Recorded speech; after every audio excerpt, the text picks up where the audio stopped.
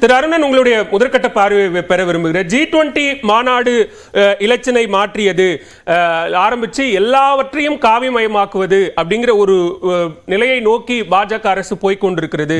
அது பாஜக தலைவர்கள் அல்லது இப்போது இருக்கக்கூடிய பல்வேறு மாநிலத்தை சேர்ந்தவர்கள் தேர்தல் பிரச்சாரத்தில் என்ன சொல்றாங்கன்னா, இது மோடி 3.0 ஒரு தொடக்கம் இது அப்படின்லாம் இதை வர்ணிக்கிறாங்க. இல்ல, இங்க நண்பர் ரஞ்சித் குமார் அதானே வெளிப்படையா ஒத்துக்கிட்டாரு. ஆமையா, பாஜக நிலைப்பாடு அதுதான், அப்படித்தான் செய்வோம்ட்டாரு. அப்புறம் என்ன? ஆகவே இதை கேட்கிற நேயர்கள் அதை வச்சே புரிந்து கொள்ள வேண்டியதுதான் ஒண்ணு. இதுல ரொம்ப வினோதமான விஷயம், அந்த தொலைக்காட்சி நிறுவனத்தினுடைய உயர் அதிகாரி தந்திருக்கக்கூடிய ஒரு விளக்கம். அது என்னன்னா, ஏயா இந்த வண்ணத்தை மாத்தினீங்க அப்படின்னா, பளிச்சுன்னு இருக்கணுங்க, ஏற்கனவே உள்ளது பளிச்சுன்னு இல்ல, அதனாலதான் மாத்திருக்கோம்னு அவர் சொன்னார். இப்ப பாலவேல், நீங்க வந்து இப்போ 2 இலச்சனையை போட்டுட்டு இருக்கீங்க, 2 கலர்ல. சாதாரண நான் சொல்றது வெள்ளை வந்து பின்புலத்துல, அதுல வந்து ஒண்ணு வந்து பழசு இல்லைங்களா? ஆமா, பழையது. அதாவது இப்ப உள்ளது, இப்ப அடுத்து வந்து மாத்தி இலச்சனை. இப்ப நான் வந்து இந்த நேயர்களை கேக்குறேன், நான் என்ன பொறுத்த வரையிலையும் ஏற்கனவே உள்ளதுதான் படிச்சுட்டு இருந்துச்சு. காவி எப்பவுமே டல் அடிக்குங்கயா, நீங்க வேணா பழையபடி பாருங்க, நான் சொல்றது சரியா தப்பா? அப்பனா அவங்க எப்படி சமாளிக்கிறாங்க பாருங்க. ஏற்கனவே உள்ளது நல்லா பளிச்சுட்டு இருக்குது அழுத்தமான ஒரு வண்ணத்துல, காவி வந்து பொதுவா டல்லானது. இத பாருங்க, அதை கொண்டாந்து போட்டுட்டு அவர் என்ன விளக்கு கொடுக்கிறாரு? ஐயா, ஏற்கனவே உள்ள வண்ணம் வந்து பளிச்சென்று இல்லை, நாங்க இப்ப அதுக்காகத்தான் இந்த கலருக்கு மாறி இருக்கோம் என்று சொல்றாங்கன்னா, எத்தகைய அதிகாரிகள் இன்றைக்கு இருக்காங்க? அவங்க மேல விஜிலன்ஸ் இருக்கா இல்லையா எனக்கு தெரியாது, ரஞ்சித் குமாருக்கு நிறைய தெரியும். ஆனால் அவர்கள் இன்றைய தினம் இந்த ஆளுங்கட்சிக்கு, பாஜகவுக்கு ஆதரவு, ஏன்னா காவி வந்து அவங்க அதோட ஐடென்டிஃபை பண்ணிக்கிறாங்க, அவங்க எல்லாருமே காவி தான் கட்டிக்கிறாங்க, தோல்ல போட்டுக்கிறாங்க, ஆகவே மக்களுக்கு தெரியும்.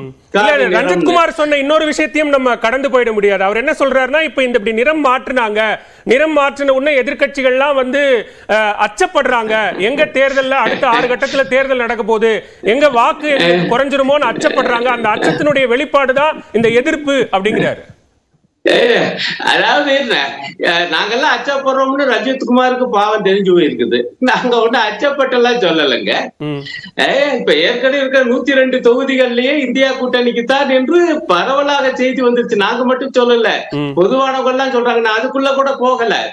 நான் கேட்கிற கேள்வி வந்து என்னன்னா, ஒரு நியாயம் வேணாமா? 2 விஷயத்துல இது அநியாயம்ங்கிறோம். இது ஓட்ட வாங்கி தருதா இல்லையா, அதுக்குள்ள போறது அவருடைய பாடு. நான் கேட்கறது என்னன்னா, பளிச்சுன்னு சொன்னீங்கன்னா ஏற்கனவே உள்ளதான், இப்ப இதையே மாத்துறீங்க. அப்படி என்றால் மேல இருந்து உத்தரவு வந்திருக்கு, ஆகவே மாத்துறீங்க. இது எந்த வகையில நியாயம்? 2வது, எப்ப மாத்துறீங்க? தேர்தல் நடந்து கொண்டு இருக்கும் போது மாத்துறீங்க. அப்ப இந்த வண்ணம் என்பது பாஜகவுடன் அடையாளப்படுத்தப்பட்ட வண்ணமாக இருக்கும் பொழுது, அந்த வண்ணத்தை இந்த தொலைக்காட்சி தினசரி ஒவ்வொரு வேலையும் ஒவ்வொரு நிகழ்ச்சியின் போதும் அது வந்துகிட்டே இருக்கும்ல. அப்படி வருவது என்பது தேர்தல் விதிக்கு முரணானதா இல்லையா? அதை சுட்டி காண்பிக்க கூடாதா? அதனாலதான் அவங்க சுட்டி காண்பிக்கிறாங்க. தேர்தல் ஆணைய தலைவர்னு சொல்றது, ஆகா பயத்துல இருக்காங்க அப்படின்னு இந்த விமர்சகர் எனப்பட்டவர் சொல்றாரு, அவர் பாடு. ஆனால் இது மனச்சாட்சிப்படி பேசுகிறது நியாயமா? இந்த மாதிரி இது எல்லாருடைய வரிப்பணத்தில் நடப்பது. கட்சி சார்ந்தவங்க சாராதவங்க, பல மதத்தவர், பல இனத்தவர், தேசிய இனங்கள், இவ்வளவு சார்ந்தது. ஆனால் நீங்க ஒரு கட்சி தன்னை அடையாளப்படுத்தி கொண்டிருக்கக்கூடிய ஒரு வண்ணத்தை அரசு நிறுவனமாகிய தொலைக்காட்சி அதை ஏற்பது என்பது, அதுவும் தேர்தல் நேரத்தில் ஏற்பது என்பது நியாயமா? அது பொதுவா ஒரு நடுநிலையுள்ள எந்த ஒரு விமர்சகரும் அதை ஏற்க மாட்டார். ரஞ்சித் குமார் வேற நினைக்கிறேன் அவர் பேச. இன்னொரு முக்கியமான அம்சம் வந்து அவர் கடைசியா பேசினாரு, அது என்னன்னா, நீங்க திருவள்ளுவரிலிருந்து டிடி வரை தலைப்பு கொடுத்ததுனால அவர் வந்து திருவள்ளுவருடைய கருத்து தான் சனாதன கருத்து தான் அப்படியே சொன்னாங்க. பாஜக காரங்க என்ன சொல்றாங்களோ அது அப்படியே எதிரொலிச்சார். அது எதிரொலிக்கிற உரிமை அவருக்கு உண்டு, ஆனால் அது நியாயமற்றது. சனாதனம்னா என்னன்னு முதல்ல புரிந்து கொள்ளணும். நாம எதை சனாதனம் என்று சொல்லுகிறோம் என்பது மட்டும் பொதுவாகவே இதெல்லாம் நான் நிறைய நூல்கள் கட்டுவதெல்லாம் எழுதியிருக்கேன். ஆனா நான் இங்க எளிமையா சொல்றேன், சனாதனம் என்பதும் இந்து மதம் என்பதும் ஒன்று அல்ல. சனாதனம் என்பது அது சாதியவாதம். சனாதனம் என்பது சமஸ்கிருதவாதம். சனாதனம் என்பது ஒரு குறிப்பிட்ட ஒரு வகையான வழிபாட்டு முறையை மட்டும் ஆதரிப்பது. நான் கேக்குறேன், சனாதனத்துல இப்ப எங்க முனியாண்டி சாமிக்கு நாங்க ஆடு வெட்டி கோழி அறுத்து அவரை கும்பிடுவோம், அதுதான் பிரசாதம், அதைத்தான் சாப்பிட்டு போவோம், மிச்சம் வைக்காம சாப்பிட்டு போவோம். அந்த மாதிரி சனாதனிகள் செய்வாங்களா, ஒத்துக்குருவாங்களா? ஆனா எல்லாம் இந்து மதம் தான். அப்படி என்றால் இந்து மதத்தில் இருக்கக்கூடிய இந்த சனாதனம் என்பது சாதியம். சரி, ஆகவேதான் அதை எதிர்க்கிறோம். அவை ஆனா என்ன சாதுரியமா தந்திரமா என்ன பேசுறாங்கன்னா, ஐயா சனாதனம் என்பது இந்து மதம் ஒண்ணு. இரண்டாவது, இந்த சனாதனம், இந்த சாதியம் வள்ளுவத்தில் இருக்கா? பிறப்புக்கும் எல்லா உயிர்க்கும் என சொன்ன எங்களுடைய வள்ளுவரை எப்படி நீங்கள் சனாதனி என சொல்லலாம்? இதை விட ஒரு வரலாற்று மோசடி வேறு இருக்க முடியாது. அது மட்டுமல்ல, இவங்களுடைய சனாதனம் என்பது அந்த வேள்வி முறையை ஆதரிப்பது, சமஸ்கிருத மந்திரத்தை. ஆனால் எங்களுடைய வள்ளுவன் என்ன சொல்லி இருக்கிறான்? அவிசொரிந்து 1000 வேட்டலின் ஒரு உயிர் செகுத்து உண்ணாமை நன்று. ஐயா, அவ்வளவையும் போட்டு 1000 வேள்வி நடத்துவதை விட ஒரு உயிரை கொண்டு சாப்பிடாம இருப்பது நல்லது. இதோடைய அர்த்தம் என்ன? அந்த காலத்துல இந்த சனாதனிகள் வேத மதவாதிகள் வேள்வி நடத்தி அதுல உயிர் பலி செஞ்சாங்க. அந்த உயிர் பலியை வள்ளுவர் கண்டிச்சிருக்காரு. நான் இன்னும் கேட்கிறேன், இவங்களுடைய சனாதனிகள் என்னைக்காவது கொல்லாமையை வலியுறுத்தி பேசியதுண்டா? பகவத்கீதையில கொல்லாம இருக்குங்களா? அது கொல்ல சொல்லுது.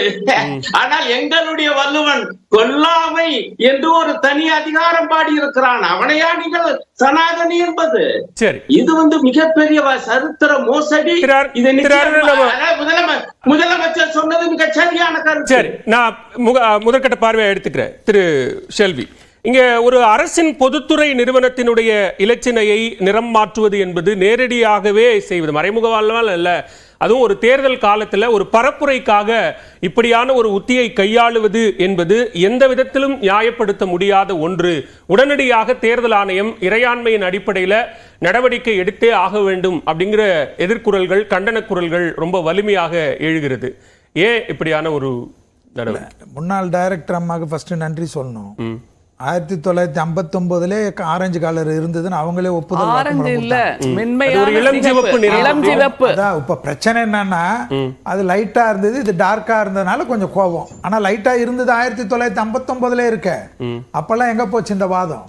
நான் சொல்றது இப்ப 2024 பத்தி பேசுறோம். அப்புறம் நான் என்ன கேக்குறேன், தேசிய கொடியில ஆரஞ்சு இருக்கு, அது காவிக்கு சம்பந்தப்பட்டது கிடையாதா? அது ஆரஞ்சுன்னா அது வேற கலரா? அதை எடுத்துருவோமா?